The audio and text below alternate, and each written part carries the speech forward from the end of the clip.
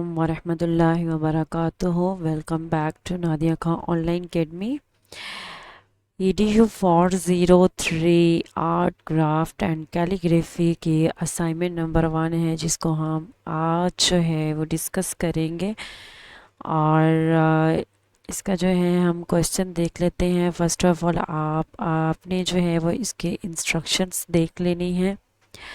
इसका जो है या आप PDF फाइल में जो आपने सबमिशन करनी है वो आप MS वर्ड यूज़ करेंगे, और जो है वो ब्लैक कलर में सिर्फ आपने इसको बनाना है, और फ़ॉन्ट साइज़ जो है वो 12 होना चाहिए। ठीक है, 15 मार्क्स की आपकी असाइनमेंट है। एंड कवरिंग टॉपिक्स जो है इसमें 1 से 20 आ जाते हैं टॉपिक। इसमें जो क्वेश्चन है आपका वो ये है कि define any 5 of the following principle of design and explain their importance in creating a visually effective composition. सो ये डिज़ाइन के प्रिंसिपल हैं। अगर आपने हैंडआउट्स को रीड किया हो तो आपने कोई से 5 प्रिंसिपल्स को आपने उनको डिफ़ाइन करना है, और एक्सप्लेन करना है इसकी इम्पोर्टेंस। सो इसमें आपने 2 काम करने हैं। एक तो आपने 1 बाय 1 करके इसको डिफ़ाइन करेंगे, दूसरा ये है कि आप इसकी इम्पोर्टेंस भी बताएंगे in creating a visually effective composition. So first जो है वो ये है, बैलेंस है, कंट्रास्ट है, इम्फेसिस है, हार्मनी है, यूनिटी है, प्रोपोर्शन एंड स्केल। ठीक है, सो ये आपके पास गिवन है। इनमें से आप कोई से भी अपनी मर्ज़ी के 5 प्रिंसिपल्स को डिस्क्राइब करेंगे विद डेफिनेशन एंड इम्पोर्टेंस। ठीक है, तो सबसे पहले हम देख लेते हैं। आपके पास मार्क्स की जो है वो उन्होंने बताया भी है। अगर आप करेक्ट डेफिनेशन बताते हैं तो ये 5 मार्क्स उसके आपको मिलेंगे। अगर आप इम्पोर्टेंस को एक्सप्लेन करते हैं अच्छी तरह से तो 5 मार्क्स उसके हैं। ठीक है, clarity and structure, well organized. Then जो है आप इसमें जो है पिक्चर भी यूज़ कर सकते हैं, यानी कि पिक्चर भी आप इसमें जो है वो ऐड कर सकते हैं। ठीक है, सो जो इसका फर्स्ट एलिमेंट है वो जो है वो बैलेंस है। बैलेंस को हम देखेंगे, और मैं आपसे यही कहूँगी कि आप इसके हैंडआउट्स जो है वो मस्ट रीड कीजिएगा। सो हम देख लेते हैं कि जी बैलेंस क्या है इन design. Balance in design refers to the distribution of visual weight in within a composition. It ensures that elements are arranged in a way that feels stable and aesthetically pleasing. ठीक है, सो अगर हम देखें कि design में जो है balance का मतलब होता है तवाज़ुन। सो किसी भी अगर हम कोई एक हम अपना आर्ट डिज़ाइन करते हैं या एक ड्राइंग करते हैं तो उसमें हम एक पिक्चर को ऐसे डिज़ाइन करते हैं कि वो उसमें खूबसूरती नज़र आए, उसमें एक तवाज़ुन हो। ठीक है, उसको हम बैलेंस कहा जाता। तो डिज़ाइन में जो है वो बैलेंस से मुराद किसी तहलीक या कंपोजिशन के अंदर मुख्तलिफ एलिमेंट्स के विजुअल वेट्स की तरतीब और तकसीम है। ठीक है, ये हो गया आपका बैलेंस।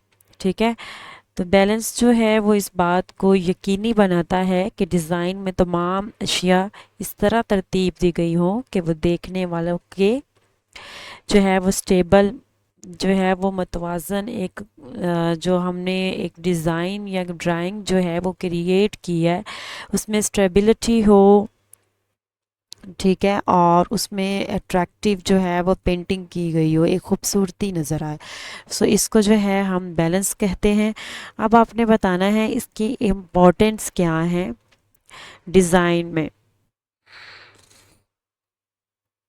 अब इसके जो है वो आपने टाइप्स भी पढ़ी होंगी, अगर आपने अपने हैंडआउट्स को रीड किया हो तो वहाँ पे जो है इसके टाइप्स को भी डिस्क्राइब किया गया है, लेकिन यहाँ पे आपने सिर्फ यहाँ पे बैलेंस की डेफिनेशन बतानी है इन डिटेल, एंड उसके आप टाइप्स जस्ट बस बता सकते हैं, लेकिन आपने इसको डिफ़ाइन नहीं करना। उसके बाद आपको जो पूछा गया है आपने उसी के हवाले से बताना है। नेक्स्ट, इम्पोर्टेंस इन डिज़ाइन आप बताएंगे। तो डिज़ाइन में जो है वो बैलेंस की क्या अहमियत है, तो बैलेंस जो है create a sense of order and visual stability, कि देखने वाले को, व्यूअर्स को एक अच्छी जो है वो पेंटिंग नज़र आए, एक खूबसूरती नज़र आए। तो नेक्स्ट जो है वो सिमेट्रिकल बैलेंस जो है offer formality and calmness, with a symmetrical balance introduce movement and interest. ठीक है, तो यहाँ पे जस्ट आप डिज़ाइन की बताएंगे कि जी इसके क्या क्या फ़ायदे हैं, इस लाइक इसकी क्या अहमियत है। तो डिज़ाइन में जो है वो जो बैलेंस है कि ऐसा एहसास पैदा करता है जो तरतीब और विजुअल स्टेबिलिटी को नुमाया करता है, और एक मतवाजन कंपोजिशन देखने वाले को सुकून, आसानी और खुशगवारी का एहसास देती है। लेकिन अगर डिज़ाइन में बैलेंस ना हो तो कंपोजिशन जो है वो गैर वाजिया या बेतरतीब महसूस हो सकती है, जिससे व्यूअर्स की जो दिलचस्पी है वो ख़त्म हो सकती है। सो इसमें जो है आप बैलेंस का जो प्रिंसिपल है, डिज़ाइन का प्रिंसिपल है, उसकी आप पिक्चर भी ऐड कर सकते हैं। अगर आप पिक्चर ऐड करेंगे तो वो ज़्यादा ठीक रहेगा। उसके बाद हम सेकंड देख लेते हैं। सेकंड जो हमें प्रिंसिपल को देखना है वो है कंट्रास्ट। ठीक है, सो कंट्रास्ट जो है वो बेसिकली क्या है, कंट्रास्ट में जो है इसमें दो या तीन एलिमेंट्स को आप कह सकते हैं कि ये एक कंपोजिशन है, एक मजमुआ है। जैसे हम उसमें लाइट, डार्क या रफ, स्मूथ, स्मॉल कंट्रास्ट हम यूज़ करते हैं। अगर आपने ये पिक्चर देखी हो, आपके हैंडआउट्स में भी पिक्चर है कि उसमें जो है उन्होंने लाइट कंट्रास्ट का यूज़ किया हुआ है और डार्क का किया हुआ है। ठीक है, अगर आप अपने हैंडआउट्स को देखें तो वहाँ पर रेड और ग्रे कलर का जो है कंट्रास्ट जो है वो यूज़ किया गया। सो नेक्स्ट जो है कंट्रास्ट को आप इस तरह से डिफ़ाइन कर सकते हैं कि डिज़ाइन में कंट्रास्ट से मुराद जो है एक दूसरे के मुखालिफ खसूसियात रखने वाले एलिमेंट्स को एक साथ रखना है ताकि उनके फ़र्क को नुमायाँ किया जा सके। उसके बाद हम इम्पोर्टेंस देखेंगे, importance in design.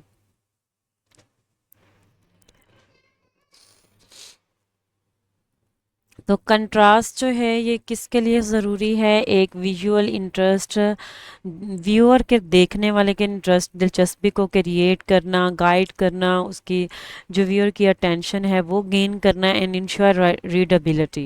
It helps to differentiate focal elements from the background and emphasis hierarchy in design. जैसे फॉर एग्जांपल जो है हाई contrast between text and background improves in digital interfaces and print material. ठीक है, सो आप इसमें handouts में भी देखेंगे तो वहाँ पे भी आपको एक पिक्चर के ज़रिए जो है वो डिस्क्राइब किया गया है। सो मैंने ये जो है ये वाली पिक्चर ली है, और इस तरह से अगर आप पिक्चर्स ऐड करेंगे उसके साथ रेलिवेंट, तो वो जो है उससे इम्प्रेशन भी अच्छा पड़ता है और आपको मार्क्स भी अच्छे मिलेंगे। नेक्स्ट जो है इम्फियाजिज है। डेफिनेशन क्या है कि ये जो एक ऐसा प्रिंसिपल है, एक ऐसा असूल है डिज़ाइन का जिसमें किसी ख़ास अंसर या हिस्से को इस तरह नुमाया करना है कि वो देखने वाले की तवज्जो अपनी तरफ मबजूल कर ले। ये मुख्तलिफ़ तरीक़ों से हासिल किया जाता है, जैसे इसमें कलर स्कीम आ जाती है, साइज़ आ जाता है, बड़ा है, छोटा है, ठीक है, मीडियम है, उस तरह से प्लेसमेंट आ जाती है और शेप आ जाती है। ठीक है, कलर में जैसे एक रोशन रंग का बटन जो बाकी डिज़ाइन से मुख्तलिफ। अब इसकी जो है वो मैं आपको मिसाल देती हूँ। अगर आपने कोई वेबसाइट जो है विज़िट की हो, उसमें लिखा होता है अगर आप कोई चीज़ ख़रीदना चाह रहे हैं तो वहाँ पे एक बड़ा बटन उन्होंने यूज़ किया था, बाय नाउ, ऑर्डर नाउ। ठीक है, तो इसकी एग्जांपल ये आ जाती है। नेक्स्ट जो है वो साइज़ है कि किसी आंसर का बाकी अनासर से बड़ा या छोटा होना। मतलब जो एक उन्होंने चीज़ जो है उस पे जोर देना होता है तो वो उसको क्या करते हैं, उसको बड़ा करके दिखाते हैं। ठीक है।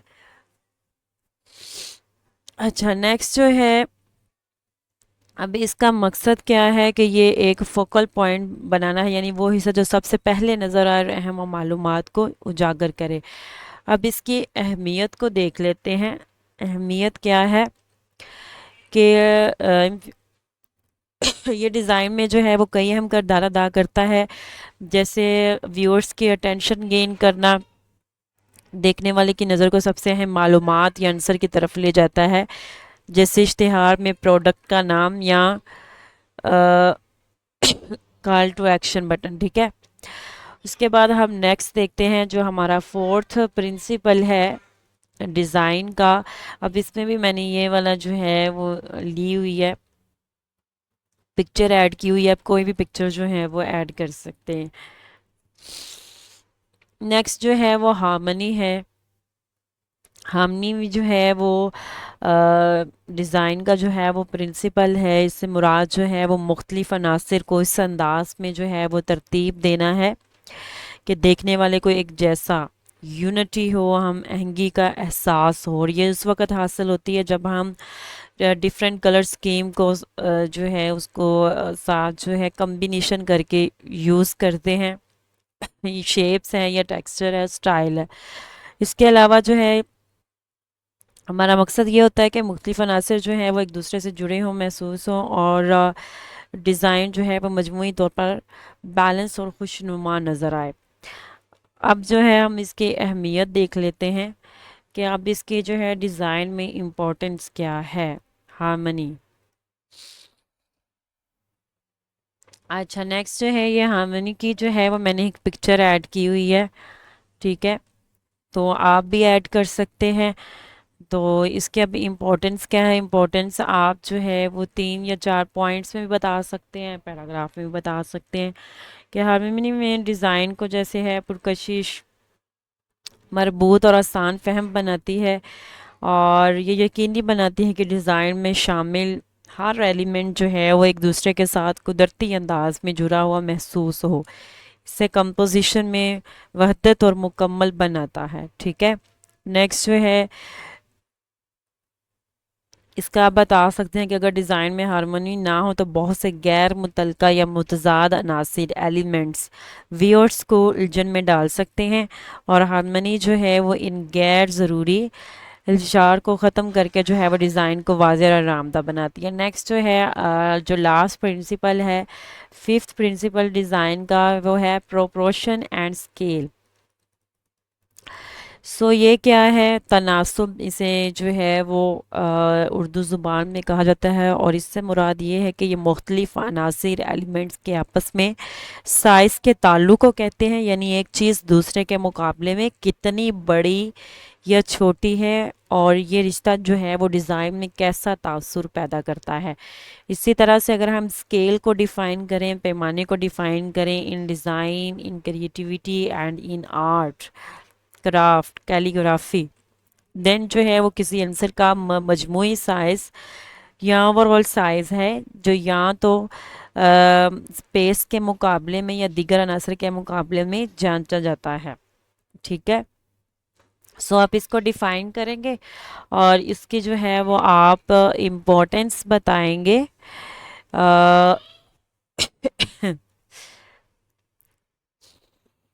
बड़े और नुमायाँ अनासिर अमूमन ज़्यादा अहमियत के हामिल होते हैं, जबकि छोटे अनासिर जो है वो सानवी हैसियत रखते हैं। दुरुस्त तनासब और पैमाने से नाजरीन को फौरी तौर में समझ आता है कि किस चीज़ पर तवज्जो देती है। एक तो ये इसकी, एक इसका आप ये पॉइंट ऐड कर सकते हैं। दूसरा जो है इसका इम्पोर्टेंस का वो ये ले सकते हैं कि मुख्तलिफ साइज़ के अनासिर के इस्तेमाल से डिज़ाइन में एक दिलकश रवानी और बैलेंस आता है, जो नाजरीन की आंख को फितरी अंदाज में कंपोजिशन में घूमने देता है। ठीक है। तो आप 2 या 3 पॉइंट्स जो इसके ऐड कर सकते हैं और साथ में पिक्चर भी ऐड कर सकते हैं। If you have any question you may ask in comment section. Thank you and good luck.